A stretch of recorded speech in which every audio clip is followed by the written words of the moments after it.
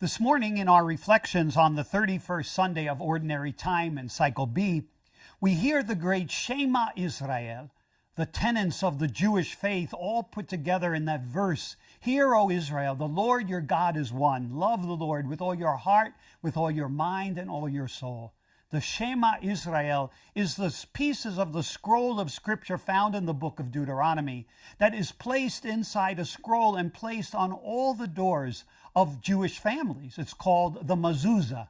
And when a Jewish person enters the household or the doorway, they will kiss the mezuzah, which has the Shema Israel, the source of everything.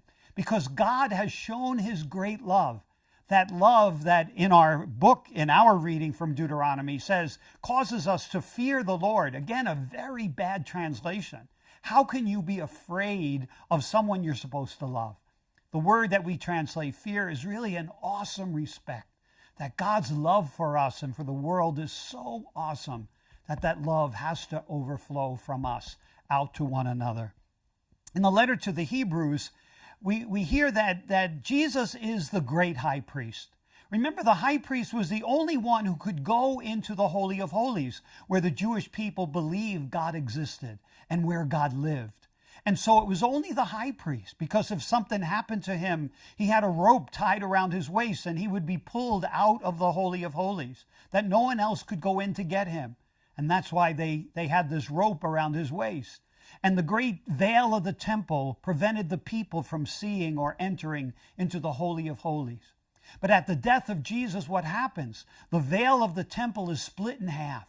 Jesus opens that relationship to God, not just for the priests, but for all of us, that we are welcomed into that relationship. And Jesus in the gospel, in Mark's gospel, gives us the Shema Israel, but not just the twofold love God above all else, but Jesus says that that love has to come through us to others, so that we must love God above all else, our neighbor as ourself. And I believe one of the most important is love of self.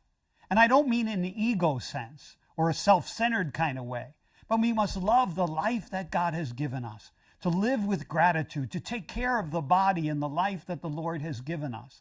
In that way, as we love ourselves first, then that love will go out to others, our family members, those people that we meet in our daily encounters, that they will see us shining the love of God. And so we are called as the people of Israel into this relationship with our God, the relationship that comes through us by loving ourselves, loving God above all else, and our neighbor as ourselves. Jesus says this is the greatest of all the laws and all the prophets. We have 10 commandments. The Jews had 613 Mishnahs, the rules of the law. Jesus says it comes down to these two. Now again, Jesus has a problem with math, because it's not just love God above all else, your neighbor as yourself. There's God, neighbor, self. It's like a Trinitarian. There's a threefold command. But we have to love ourselves as God has created us, as children of God, so that we can see one another in that same vision, as children, beloved daughters and sons of our God.